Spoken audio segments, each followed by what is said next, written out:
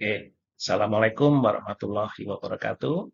Selamat pagi, selamat siang, Bapak, Ibu, rekan-rekan, sahabat visio yang baik hati. Perkenalkan, nama saya Visio Agung Hadi Indaryanto. Saya kebetulan juga seorang praktisi fisioterapis dan seorang akademisi. Hari ini saya akan mencoba memberikan edukasi rekan-rekan sahabat visio semuanya mengenai nyeri leher atau tengek. Ya. Saya yakin rekan-rekan sahabat visio yang di rumah terkadang pernah mengalami sakit tengek atau nyeri leher. Ya. Karena sakit ini tidak terlepas dari aktivitas sehari-hari, pola hidup kita yang monoton sehingga akan memunculkan rasa nyeri pada leher kita. Ya. Oke, Bapak Ibu, mohon disimak baik-baik. Monggo di-like untuk channel ini supaya kita bisa tetap untuk memberikan edukasi ke sahabat-sahabat visio yang baik hati. Ya, baik Bapak Ibu, rekan-rekan sahabat visio, kita akan bahas tentang tengeng atau nyeri leher. Apa sih itu tengeng gitu ya? Apa sih nyeri leher itu? Ya.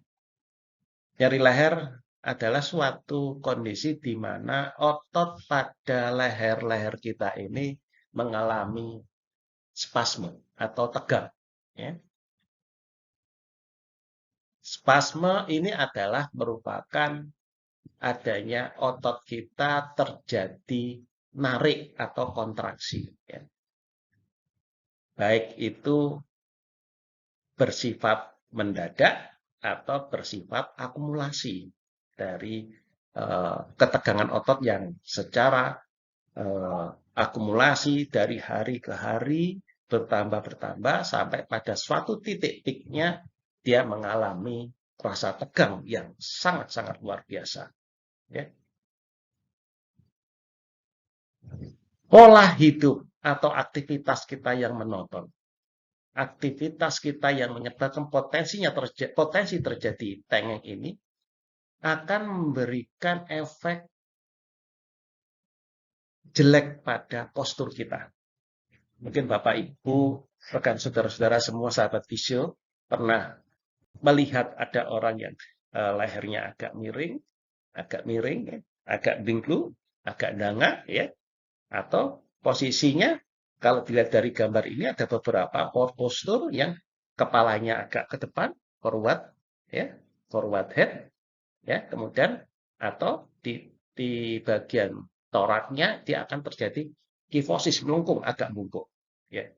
Ini beberapa posisi yang berpotensi memperberat atau menyebabkan imbalance pada otot yang menyebabkan otot-otot leher bekerja sangat keras.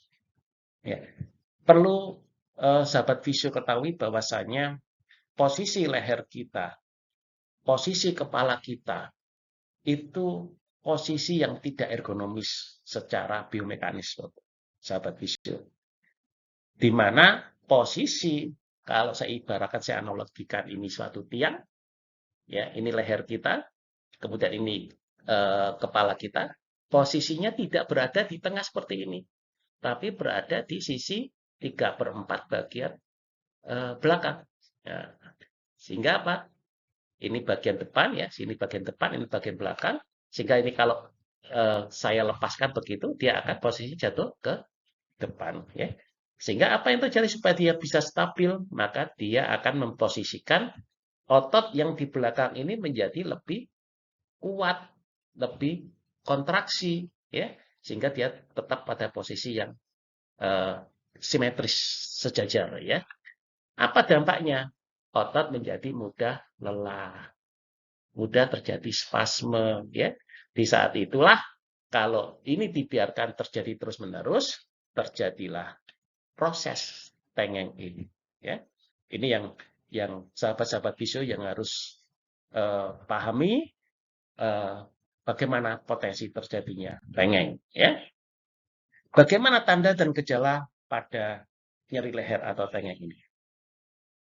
Ketika otot mengalami spasme, otot mengalami tegang, maka di dalam sistem mekanoreseptor kita, ya, ada suatu alarm akan berbunyi, ya, karena di dalam tubuh kita terdapat namanya reseptor, termasuk diantaranya adalah mekanoreseptor yang ada di sendi, yang ada di otot, ya, itu ketika otot mengalami ketegang, ya, maka mekanoreseptor yang ada di otot dia akan berteriak. Kemudian reseptor yang ada di pembuluh darah karena kondisi otot yang tegang, otot yang menarik dalam kondisi lama, dia akan menyebabkan pembuluh darahnya menjadi menyempit, ya. Ketika pembuluh darah menyempit, jaringan kekurangan oksigen, maka dia akan terjadi alarmnya berbunyi, terjadi nyeri, ya. Rasa nyeri ini beragam, Bapak Ibu, sahabat Visio, ya. Seperti yang tertusuk, kemudian terasa sakit saat menggerakkan leher, terjadi sakit kepala atau pusing, ya. Kenapa terjadi pusing? Karena ketika aliran darah yang menuju ke otak terganggu karena adanya penyempitan pada pembuluh darah di leher, sehingga suplai menuju ke kepala, ke otak menjadi berkurang, terjadilah pusing, ya. Mudah pusing, ngantukan, ya. Kemudian kesemutan di pangkal leher, sampai terjadi kesemutan di pangkal leher. Ini yang harus sahabat Visio ketahui mengenai perihal ini, ya. Apa sih penyebabnya? Nah, ini yang perlu sahabat Visio ketahui. Apa penyebabnya terjadinya spasme ini, spasme pada leher ini? Secara umum penyebabnya adalah adanya posisi leher yang konstan, ya. Posisi yang menutun, posisi yang kondisi statis yang berlangsung lama, ya.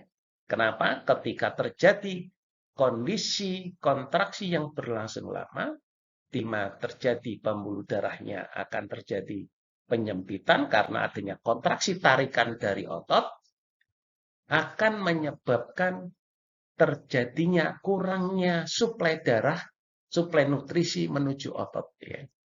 Sehingga yang terjadi otot menjadi kontraksi, tidak mau rileks, ya.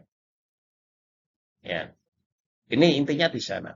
Gerakan apapun, baik itu gerakan menengadah, gerakan menoleh, gerakan menghadap komputer dalam waktu lama, ya. Kemudian tidur pada posisi di mana penjenengan pakai bantal yang terlalu tinggi, tertekuk, sehingga dia akan ada hambatan aliran darah menuju suplai ke otak, ada penekatan pembuluh darah, ya. Kemudian ada penekanan pada satu bahu, mungkin karena adanya pakai tas yang gelantongan gitu, ya. Kemudian membawa beban berat, ya. Kemudian memakai sesuatu yang membuat aktivitas kita dalam posisi waktu yang lama, ya. Dan tak lupa juga stres psikis juga berpengaruh, sahabat Visio. Kenapa berpengaruh? Stres psikis ini akan mempengaruhi sistem psikosomatis di dalam tubuh kita, ya. Nanti katakan psikosomatis, psikis yang terjadi karena yang terjadi pada tubuh kita. Soma itu tubuh kita, ya. Ketika kita terjadi beban pikiran yang sangat-sangat berat, ya, beban loading pikiran sangat berat, beban stresor pikiran kita terlalu berat, maka pada bagian-bagian terlemah pada tubuh kita akan mengalami nyeri, akan mengalami sakit, ya. Nah, ini dipicu oleh hormon stres, ya, hormon kortisol, di mana dia akan menyebabkan potensi sakit ini akan terjadi, ya. Kemudian bisa disebabkan karena olahraga, ya. Pada posisi tertentu di mana olahraga ini membutuhkan kondisi yang berulang pada posisi tertentu, kemudian ketika melewati masa endurance dari otot itu, maka dia terjadi ketegangan. Ya. Oleh karena itu, seorang atlet itu harus dilatih selain fase strengthening-nya adalah fase endurance-nya, sehingga ketika ada pada cabur olahraga tertentu, ketika melewati fase endurance-nya tidak terjadi ketegangan ini. Ya, itu fase endurance ini harus disesuaikan dengan kondisi olahraganya. Ya, itu yang terpenting. Kemudian postur tubuh yang buruk. Wah, ini sahabat visio yang budiman. Kalau kita amati semenjak pandemi COVID-19 ini terjadi, banyak aktivitas kita berada di rumah.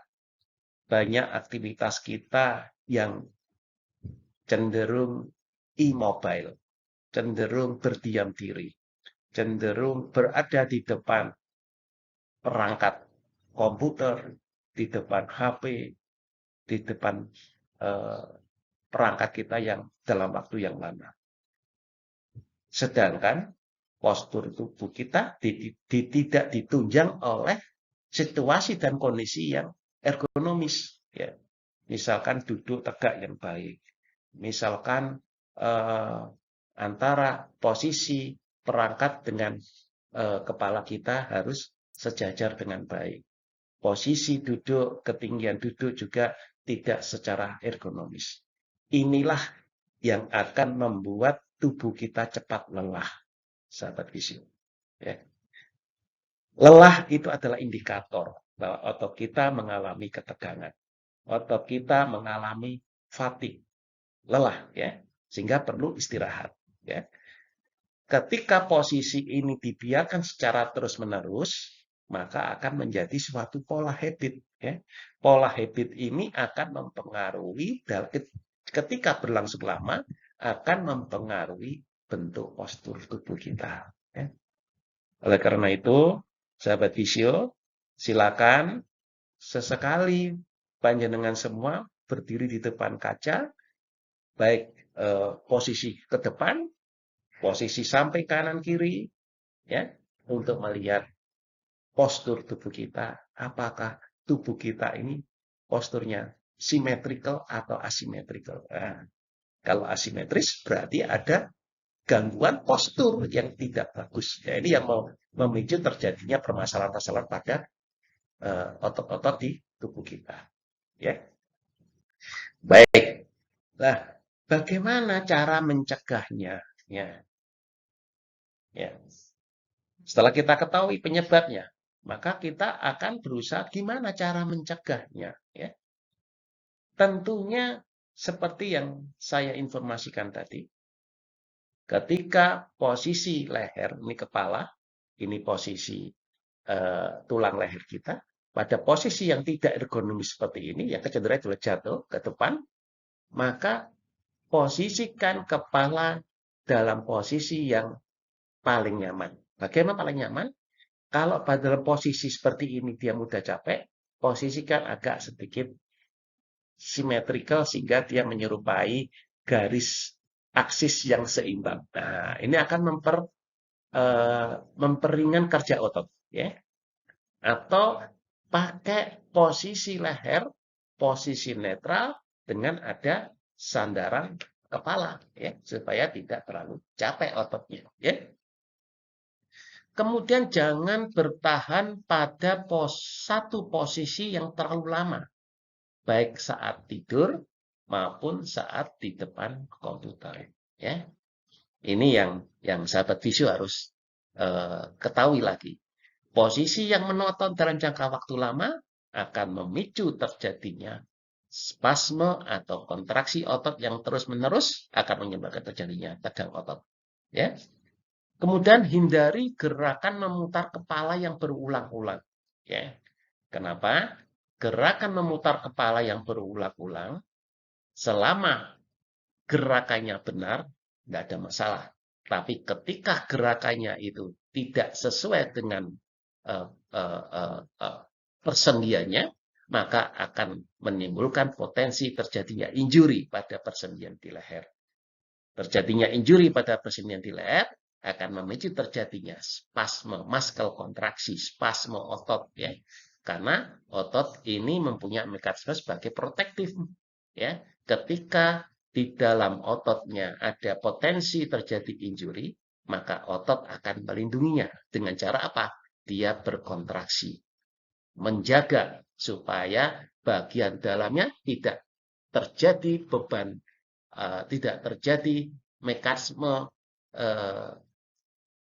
dari luar untuk merusak di dalam. Ya, ini mekanisme defense dari tubuh kita.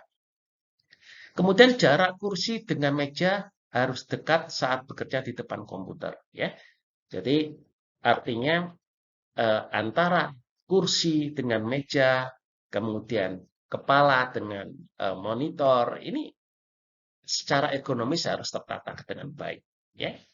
Kemudian ketika Bapak Ibu, sahabat visio mengendarai mobil dalam jangka waktu yang lama. Nah, oleh karena itu, kenapa selalu edukasinya ketika kita mudik, menyopir lebih dari 3 jam wajib istirahat. Nah, kenapa? Karena ketika berduduk mengemudi terlalu lama, akan menyebabkan posisi itu menyebabkan terjadinya spasme, memicu terjadinya spasme. Ya. Karena itu, pakailah penyangga pada kepala, kalaupun penyangga leher, ya, harus menopang leher ini pada sandaran kepala. Ya. Jadi jangan sampai dia berdiri tegak dengan mengandalkan kontraksi pada otot. Kalau mengandalkan kontraksi pada otot, maka akan mudah terjadi spasme atau tegang pada leher. Ini yang ditakuti apa? Ketika terjadi tegang, terjadi pembuluh darahnya menyempit, akan mudah terjadi ngantuk. Ya. Nah, ini kita tahu resikonya ketika mengemudi terjadi ngantuk, maka bahaya terjadinya asiden pada di jalan tol, ya, terutama di jalan yang sering kali terjadi ini tinggi. Ya. Kemudian hindari tidur tengkurap. Ya. Jadi ketika tidur tengkurap, ketika pada posisi tengeng, ya, ini akan menyebabkan terjadinya gangguan sirkulasi, ya. Ya, gangguan sirkulasi. Kalau tidur tengkurapnya dengan posisi bantal di atas leher, ya, di atas kepalanya masuk di luarnya dari bantal, tidak ada masalah. Tapi ketika berat bantalnya berada di kepala, maka akan terjadi tekukan pada kepala. Nah, ini menyebabkan terjadinya hambatan aliran darah menuju ke otak, ya. Sehingga potensinya akan terjadi rasa sakit pada leher akan semakin nyata, ya. Kemudian hindari tidur tanpa bantal. Nah, ya. Jadi postur tubuh kita ketika tidur itu sebaiknya memakai bantal. Tentunya bantal satu saja ya, sahabat visio. Kalau tanpa bantal maka akan jadi neglek ke belakang, ya. Maka posisinya jadi tidak ergonomis. Kalau di dalam ilmu osteopati terjadi tekuan, tidak terjadi aliran darah yang lurus. Jadi harus lurus, simetris. Atau kalau ditarik garis lurus antara kepala sampai kaki ini jadi garis lurus, ya. Kemudian tebal bantal harus sesuai supaya leher dalam posisi tetap netral, ya. Di posisi bantal, tebal bantal ini disesuaikan dengan tubuh kita, ya. Nah, ini yang terpenting, sahabat visio. Tidak menonton TV sambil berbaring, ya. Sekarang banyak kita temui fenomena di kamar sahabat visio, di kamar kita semua itu dilengkapi televisi. Ketika kita nonton televisi, maka posisi tubuh kita pasti akan merangsang atau menstimulasi untuk bantal tinggi, ya.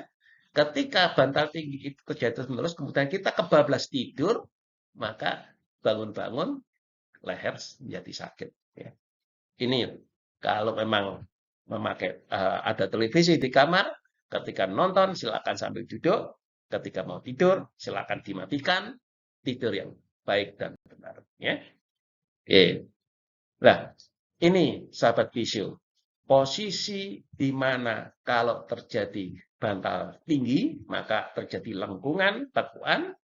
Ini yang akan menghambat, tekuan ini menghambat aliran darah menuju ke otak. Sedangkan yang kalau tanpa bantal juga akan terjadi tekuan. Sedangkan yang bagus adalah ketika antara kepala dengan badan ini terjadi garis lurus atau sejajar, ya, seimbang. Kalau secara hukum bejana berhubungan itu dia seimbang, ya. Ini yang akan menyebabkan aliran darah akan mudah terjadi menuju ke otak, ya.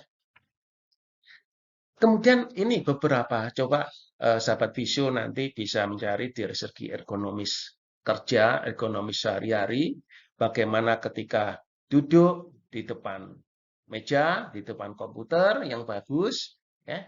Ini bisa menjadi literasi dari sahabat visio semua. Potensi terjadinya ergonomis karena masalah ergonomis akan mempengaruhi struktur otot tubuh kita menjadi cepat lelah, ya. Kalau kita melakukan dengan benar, maka endurance kita bisa terjaga dengan baik, produktivitas kita juga menjadi lebih bagus, sehingga angka kesakitannya juga rendah. Ya. Tapi kalau sebaliknya, faktor ergonomis ini diabaikan, maka kita akan mudah lelah, kita akan mudah capek, sehingga menghambat produktivitas kita. Apa yang terjadi kalau produktivitas kita? Kita akan mudah terjadi sakit. Ya. Ini yang tidak kita inginkan. Oleh karena itu, program pemerintah sekarang adalah ke promotif, preventif, bagaimana mencegah supaya kondisi-kondisi sakit yang harusnya bisa dicegah sedini mungkin, ini bisa kita lakukan. Saya rasa itu, ya.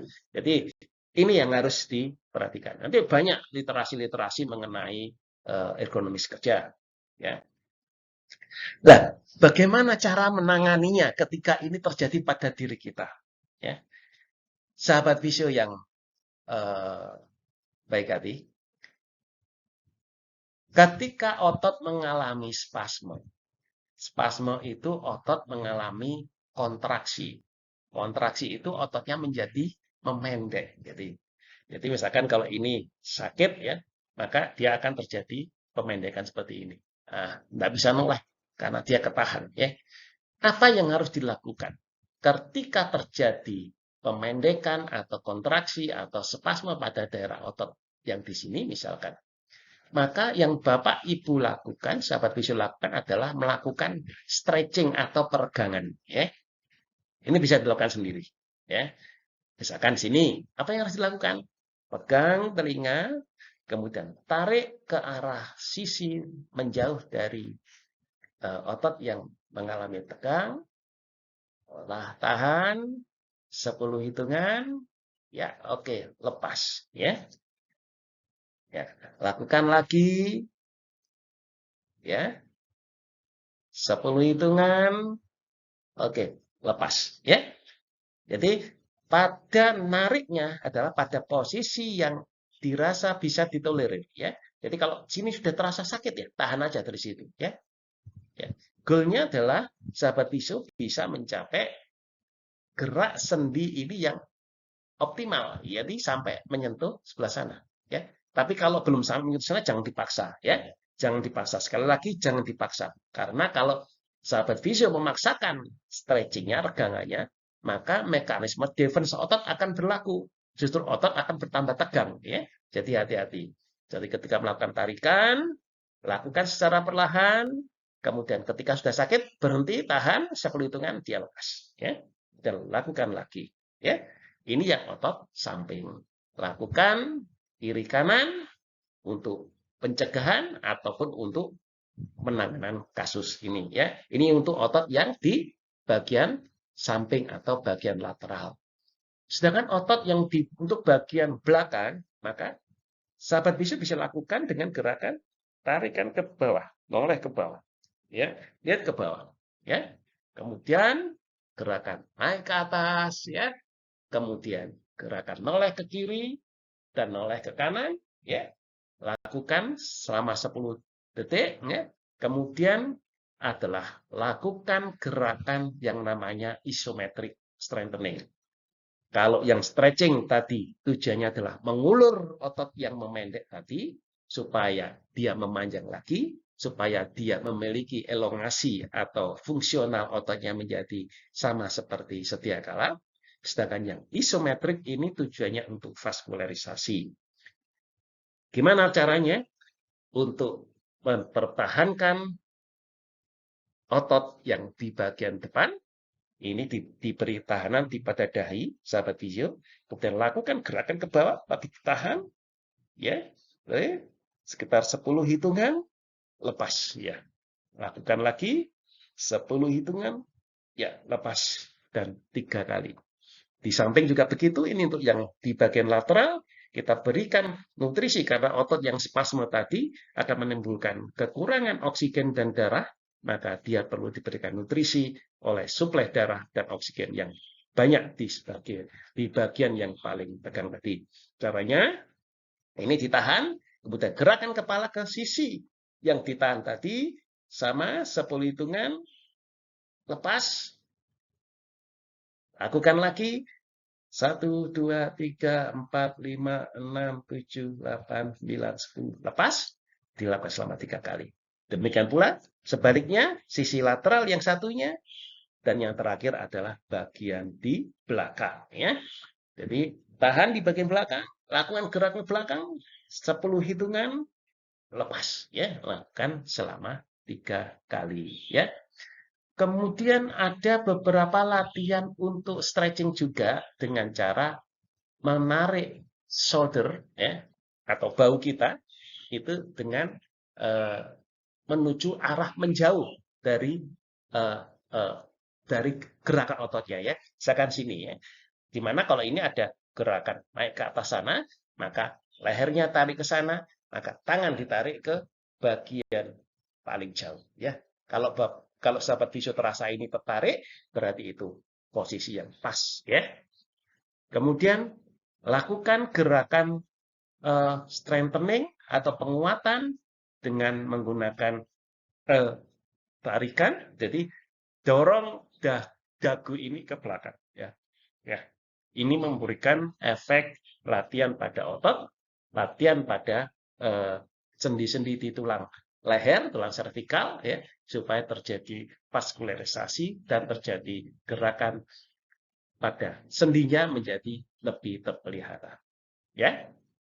Baik, itu sahabat visio. Kemudian sahabat visio, apabila dirasa gerakan yang tadi ternyata menimbulkan nyeri yang sangat. Ya. Jadi sahabat visio ketahui bahwasanya ketika otot tadi mengalami tegang yang luar biasa, sedangkan di tulang leher kita ini terdiri dari ruas-ruas ya, ruas servikal namanya, di mana setiap ruas itu terdapat saraf-saraf yang menuju ke tangan kita, yang di daerah leher, tangan kita. Ketika ini tertarik oleh otot yang sangat luar biasa, maka ada potensi terjadinya penekanan pada saraf yang ada di ruas-ruas tulang leher. Ini ditandai dengan nyeri sangat hebat, nyeri pada tangan, nyeri pada leher ketika bergerak, dan sangat luar biasa sekali nyerinya. Ya. Apa yang harus sahabat visio lakukan untuk awal? Lakukan kompres es. Ya. Lakukan kompres es pada daerah leher. Ya. Ya. Kurang lebih sekitar 10 menit, suhunya 15-25 derajat. Ya. Tentunya saat kompres dilapisi oleh kain atau handuk. Ya. Ya. Saya rasa sahabat visio tahu banyak produk-produk untuk kompres ini yang ada di pasaran. Ice pack, diisi es batu, atau ice pack yang berisi silikon, diberikan, ditaruh di freezer, kemudian bisa dipakai. Kemudian yang terpenting adalah, sahabat visio, mengendalikan psikis kita, mengendalikan emosi kita. Kalau kita semakin panik, semakin gelisah, semakin tidak bisa mengendalikan tubuh kita, maka otot ini akan menjadi semakin spasme. Oleh karena itu, gunakan pengendalian emosi Gunakan latihan relaksasi yang bisa sahabat visio lakukan, baik oleh pernapasan dalam, latihan nafas, ya, latihan nafas dalam, pakai yoga, pakai meditasi, maupun pakai apa saja yang bisa untuk mengendalikan emosional kita, ya. Kalau kita bisa mengendalikan faktor emosi kita, maka otot akan terstimulasi dari respon di otak, akan mengirimkan sinyal, akan mengirimkan informasi bahwa otot menjadi lebih rileks, ya. Karena di dalam otak kita dikendalikan oleh berbagai kelenjar hipotalamus, itu ada yang untuk mengendalikan emosi, mengendalikan relaksasi. Ketika terjadi itu terstimulasi, maka akan terjadi pelepasan endorfin, pelepasan efek relaksasi di dalam tubuh kita, sehingga otot-otot menjadi lebih kendor. Ya, ini yang harus sahabat visio lakukan. Ya, tapi apabila dirasa ternyata sahabat visio mengalami kendala, ya, silakan sahabat visio datang ke pelayanan kesehatan terdekat. Ya, di tempat kami di praktek mandiri fisioterapi bisa juga melayani apabila sahabat visio terjadi masalah-masalah seperti ini yang tidak bisa sahabat visio lakukan sendiri, silakan, tapi dengan perjanjian. Ya, jadi kami senantiasa membantu Anda untuk mencapai kesehatan optimal seperti yang sebelumnya. Ya, saya rasa itu sahabat visio pada edisi edukasi pada kali ini. Semoga apa yang